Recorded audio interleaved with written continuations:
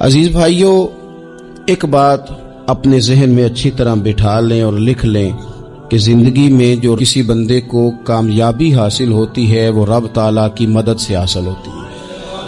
اگر رب تعالیٰ مددگار ہو تو پھر کوئی چیز بھی رستے میں رکاوٹ نہیں بنتی، اور اگر مالک کریم کو منظور نہ ہو تو انسان بہترین سیاستدان ہو، اچھا ایڈمنسٹریٹر ہو، اس کا ذہن بڑی وسعت رکھتا ہو، بڑی اچھی پلاننگ کرنا جانتا ہو، سارا کچھ ہو، تو بندہ ناکام ہو جاتا ہے۔ مسلمانوں کو جتنی کامیابیاں ملی ان کا پس منظر صرف اتنا تھا کہ اللہ تبارک و تعالیٰ نے اپنے بندوں کی مدد فرمائی، اور اب تعالیٰ نے قرآن مجید میں اس حقیقت کا بیان کیا، فرمایا بل اللہ مولاکم، فرمایا بلکہ اللہ تمہارا مولا ہے، وَهُوَ خَيْرُ النَّاصِرِينَ، اور وہ بہترین مددگار ہے۔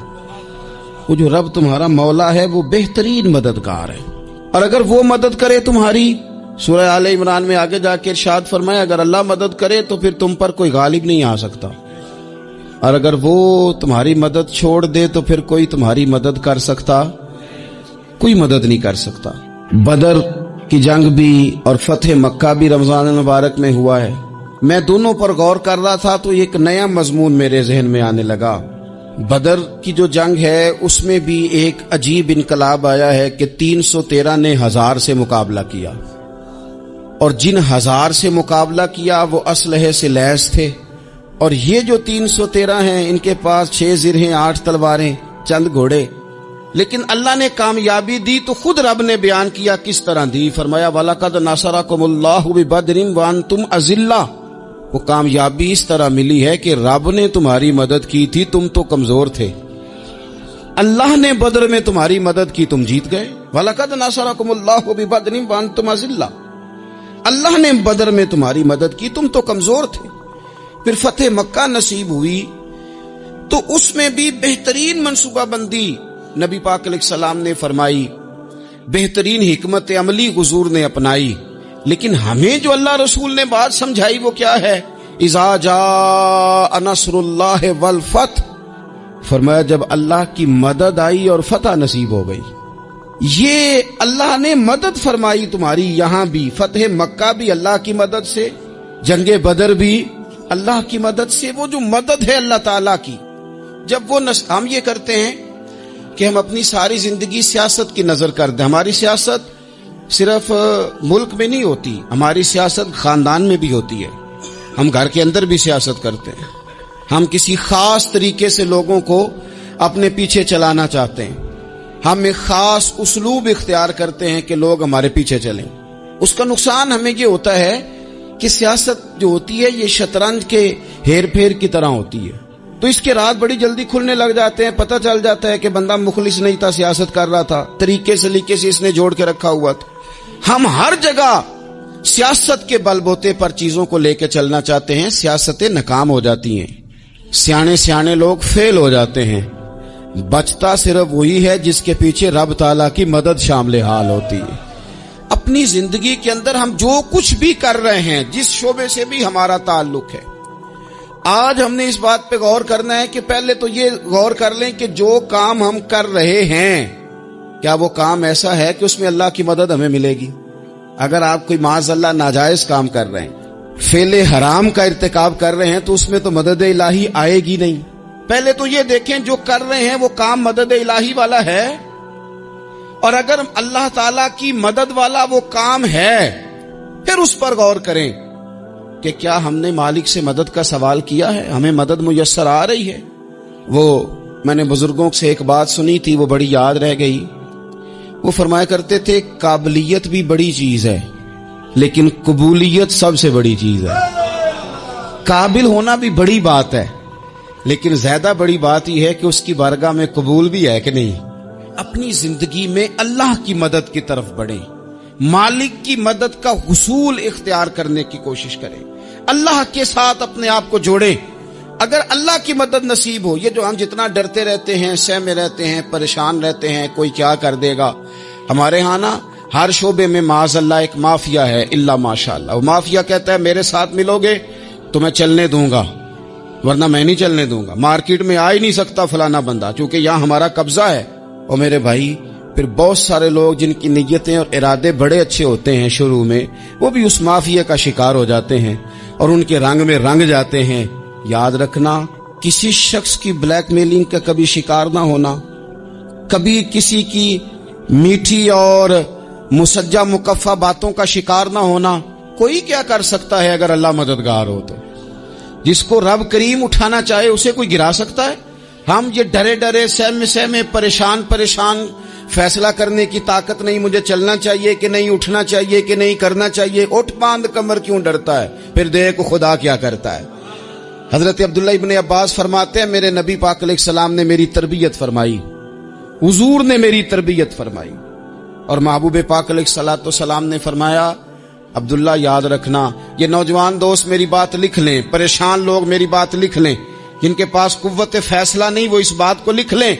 حضرت عبداللہ ابن عباس فرماتے ہیں میرے نبی پاک علیہ السلام نے مجھ سے فرمایا تھا عبداللہ سن، اگر ساری دنیا مل کے تیرا کوئی نفع کرنا چاہے کر نہیں سکتی جب تک میرے رب کی رضا نہ ہو، اور فرمایا ساری دنیا مل کے تیرا کچھ بگاڑنا چاہے تو عبداللہ بگاڑ نہیں سکتی جب تک رب کریم کی حکمت کا تقاضا نہ ہو۔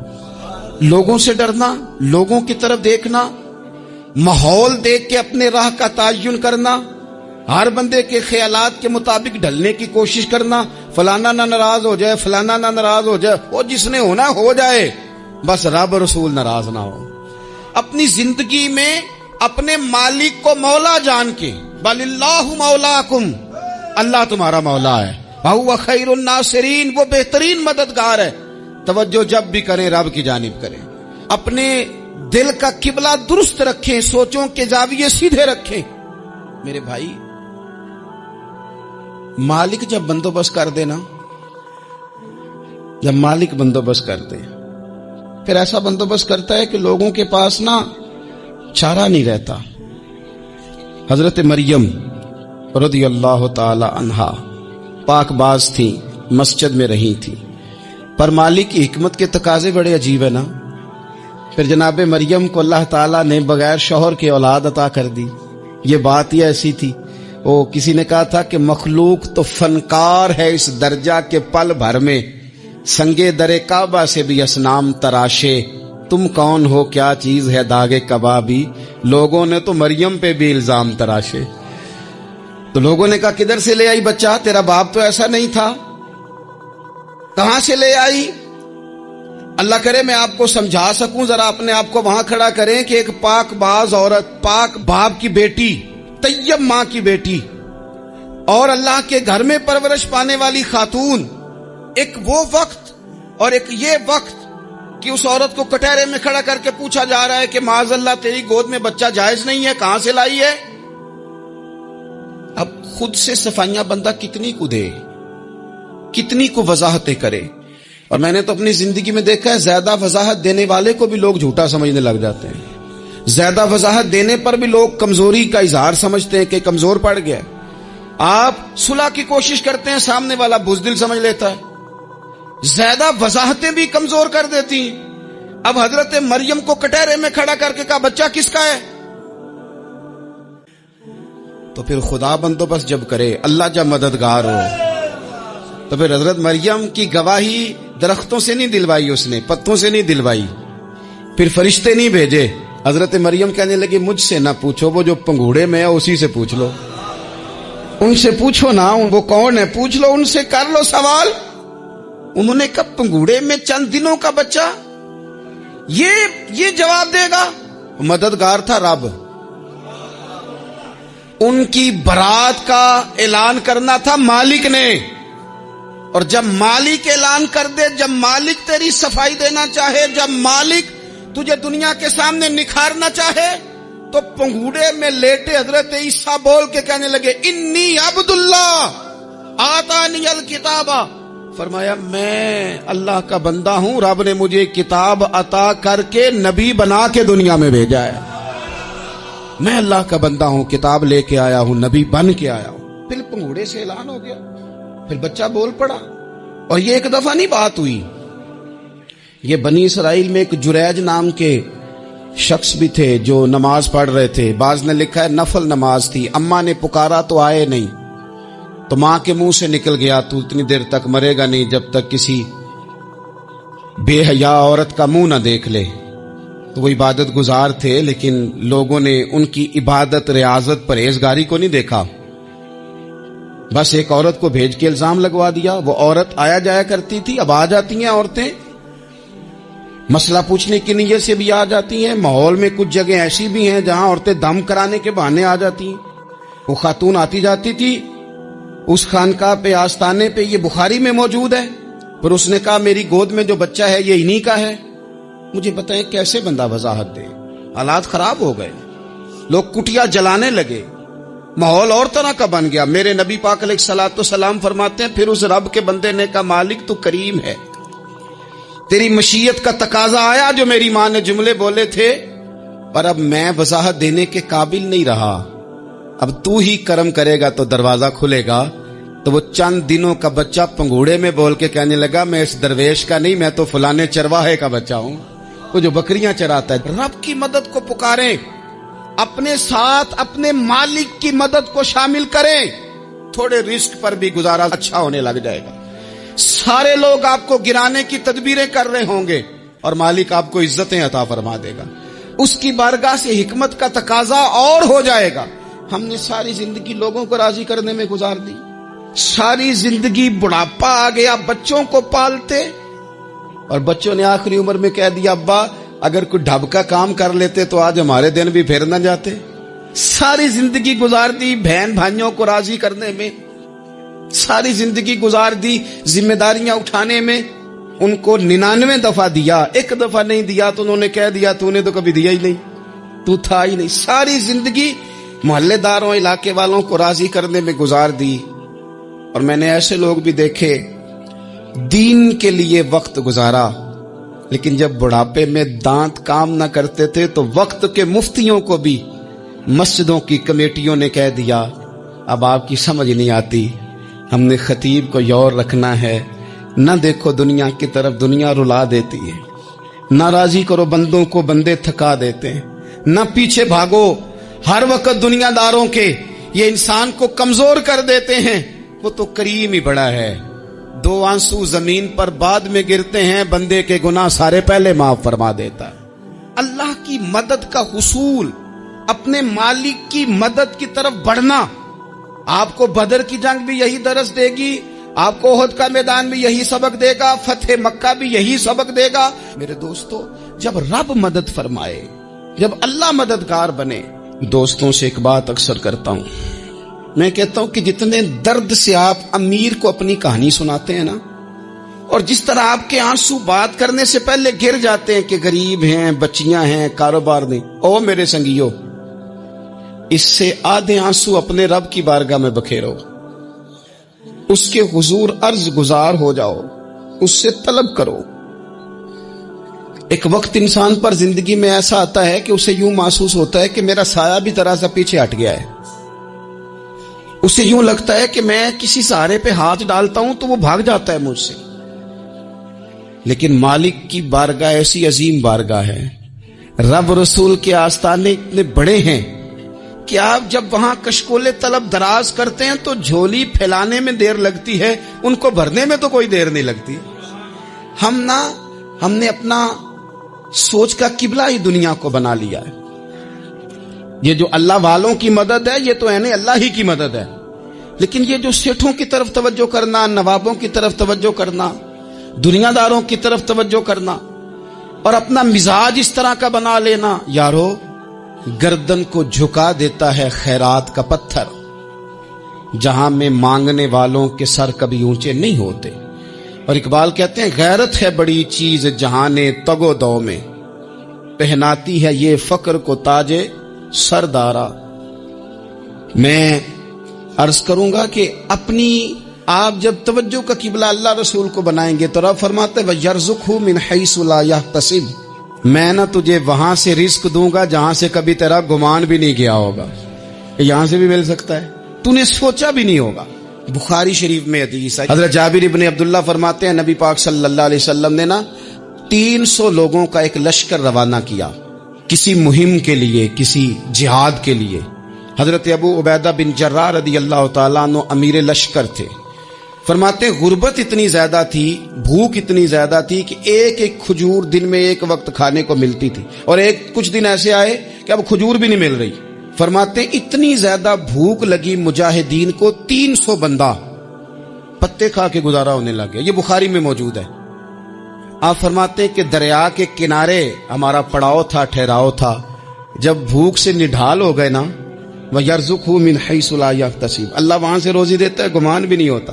فرماتے ہیں ایک مچھلی اللہ تعالیٰ نے دریا کے کنارے بھیجی. فرماتے ہیں وہ تھی تو مچھلی پر پہاڑ جتنی تھی. بخاری میں لفظ ہیں، حضرت جابر ابن عبداللہ رضی اللہ تعالیٰ عنہ فرماتے ہیں 300 آدمی 18 دن تک اس مچھلی کو کھاتے رہے، مچھلی ختم ہی نہیں ہوئی. مچھلیاں نہیں، مچھلی. کہتے ہیں 18 دن 300 بندہ کھاتا رہا، مچھلی ختم ہی نہیں ہوئی. اور فرماتے ہیں کہ اس کی ہڈی نکال کے، کانٹا کہیں گے آپ اپنی زبان میں، کہتے ہیں وہ نکال کے نا تو اس کو کھڑا کیا نا جب، تو اونٹ کجاوے سمیت اس کے بیچ سے گزر جاتا تھا. 2 اس کے کانٹے جوڑے. فرماتے ہیں وہ اس کا گوشت ہم کھاتے تھے اور اس کی چربی بطور تیل کے ہم جسموں پہ ملتے تھے. بیماروں کو اس سے سکون آتا تھا، تندرستی، شفا ہوتی تھی. فرماتے ہیں ہم کھایا بھی ہم نے، اور کچھ لے کے ہم مدینے بھی گئے، اور قربان جائیں نبی پاک نے بھی اس میں سے کھایا. ہم نے عرض کی حضور یہ معمہ کیا ہے، یہ ماجرا کیا ہے؟ تو محبوب نے فرمایا تمہارے پاس غذا نہیں تھی، رب نے تمہارے لیے بندوبست کیا ہے، اللہ نے تمہیں دیا ہے. مکان شروع کر لیا ایک صاحب نے، وہ مکان بنانے لگے. آپ وہ حساب لگا رہے ہیں، کہتے ہیں میرے پاس اتنے پیسے ہیں، اتنے میں نے فلانے دوست سے کہنا ہے اس نے دے دینے، اتنے فلانے رشتہ دار سے کہنا ہے اس نے دے دینے، اتنے فلانے سے کہنا ہے اس نے دے دینے. یہ ساری کاپی بنا کے مکان شروع کر لیا. جو روز کہتا تھا نا کوئی حکم ہو جاتے 10 سب سے پہلے اس کو کہا میاں پیسے چاہیے. وہ کہندا ہو کل ہی منڈا ٹوریا ہے، کدے تو پرسوں 10 داتے لب جانے سن. میں آپ کو اپنے تجربے کی بات بتا رہا ہوں. یہ لوگوں کا خیال ہوتا ہے نا کہ آپ سٹارٹ کریں فلانا کام، ہم آپ کے ساتھ ہیں. اللہ کا ہی کوئی نظام ہے، وہ بالکل بھی نہیں ساتھ ہوتے. لیکن ایسا نہیں ہے کہ کوئی ساتھ نہیں ہوتا. اللہ تعالیٰ بڑے اسباب پیدا کرتا ہے، وہاں سے دیتا ہے جہاں سے گمان بھی. ہمارا یہ ذہن بن جاتا ہے ہم ساری اپنے حساب سے چلتے ہیں، اتنے رشتہ داروں سے، اتنے کون آپ کے ساتھ چلے گا؟ سوال ہی نہیں پیدا ہوتا. یہ سارے کام چھوڑ کے سب سے پہلے 2 رکعتیں پڑھو، اپنے رب کی بارگاہ میں، رسول کائنات کی بارگاہ میں گزارشات اور استغاثے پیش کرو، وہاں سے خیر طلب کرو. دنیا دار کیا دیں گے، کیا دے سکتے ہیں، کیا حیثیت ہوتی ہے کسی؟ اللہ کہتا ہے وہاں سے دوں گا. تو جو اللہ مال دے وہ لینا چاہیے کہ رشتہ داروں کا مال دیکھنا چاہیے؟ جو اللہ دے وہ لینا چاہیے کہ سیٹھوں نوابوں کی جیبیں دیکھنی چاہیے؟ جو اللہ دے وہ قبول کرنا چاہیے یا دیکھنا چاہیے کون سا آدمی کہاں پہنچ گیا؟ چھوڑو، اپنی مٹی پہ چلنے کا سلیقہ سیکھو. کسی کے سنگ مرمر پہ چلو گے تو پھسل جاؤ گے، پھسل جا. اس پر ایک اور بات عرض کر دوں، صحیح بخاری سے، مسلم سے ایک اور بات. کچھ چیزیں ایسی ہیں جن سے اللہ کی مدد آتی ہے، مدد ملتی ہے. ایک چیز ان میں سے ایسی ہے جس سے بہت مدد نازل ہوتی، وہ ہے کہ جب رب آپ کو دے نا تو پھر آپ بھی اس کے رستے میں دیں، پھر مدد آتی ہے، پھر اور آتا ہے. بخاری مسلم میں حدیث ہے، یہ زیادہ ہی توجہ طلب امر ہے، اس پر آپ غور کریں گے. حضرت ابو ہریرہ فرماتے ہیں کہ نبی پاک علیہ السلام نے فرمایا ایک شخص نے بادلوں کے اندر سے آواز سنی کہ فلاں آدمی کا کھیت اور باغ خشک ہو گیا ہے، وہاں برسو اور اس کے کھیت کو سیراب کرو. وہ بڑا حیران ہوا کہ بادل سے آواز آ رہی. پھر اس نے دیکھا کہ ایک پہاڑی پر بارش ہوئی، وہ بادل وہاں برسا، پھر نالیوں سے ہوتا ہوا پانی ایک طرف چلا. تو جس نے آواز سنی تھی، حضور بیان کر رہے ہیں، وہ بھی پیچھے پیچھے چلا کہ پانی کدھر جا رہا ہے. اس نے جا کے دیکھا کہ ایک مقام پہ ایک باغ کو وہ پانی لگ رہا ہے اور ایک آدمی وہ پانی لگا رہا ہے. اس نے اس سے پوچھا تیرا نام کیا ہے؟ اس نے کہا کیوں؟ کہنے لگا بتا نا. اس نے نام بتایا تو کہنے لگا یہی تو وہ نام ہے جو میں نے بادلوں کے اندر سے سنا ہے کہ فلاں کے کھیت کو پانی دے دو. اس نے کہا یار تو کیا عمل کرتا ہے کہ اسپیشل تیرے لیے بارش برسے؟ یہ بخاری پڑھ رہا ہوں، سیاستہ سے حدیث عرض کر رہا ہوں. اس سے پوچھا تو کیا کام کرتا ہے کہ جناب اللہ تبارک و تعالیٰ کا حکم کرم آیا، کہ خاص تیرے لیے پانی برسے اور تیرے کھیت کو سیراب کرے؟ تو اس نے کہا چھوٹا ذمہ دار ہوں، پر جب فصل اگتی ہے تو 3 حصے کرتا ہوں، ایک حصہ اپنے بال بچوں پہ، بہن بھائیوں پہ خرچ کرتا ہوں، ایک حصہ پورا، اور ایک حصہ دوبارہ کاشتکاری پہ لگاتا ہوں، اور تیسرا حصہ خالص میں نے مسکینوں، یتیموں اور غریبوں کے لیے رکھا ہوا ہے۔ وہ جو تیسرا حصہ، اللہ کرے آپ سمجھیں، وہ رب کے بندوں پہ تیسرا حصہ خرچ کرتا ہے نا، تو کریم مالک نے فرمایا جہاں سے غریب کا حصہ جاتا ہے وہ کھیت خشک نہیں رہنا چاہیے، وہ جہاں سے مسکین روٹی کھاتے ہیں وہ خشک نہ رہے، جہاں سے یتیموں کو کچھ آتا ہے کہیں اس کی فصل رہ نہ جائے۔ میں اور آپ بھی اگر اپنے مال میں مسکینوں، یتیموں، غریبوں کے حصے رکھ لیں گے تو فصلیں خشک نہیں رہیں گی، ان کے اندر تازگی آئے گی، نور آئے گا، کرم آئے گا، خاص کر خدا کی رحمت برسے گی، مدد اللہ سے چاہیں، اپنی توجہات کا مرکز رب رسول کی ذات کو بنائیں، پھر آپ محسوس کریں گے کہ بڑی جلدی اللہ تعالیٰ کی مدد آنے لگی ہے۔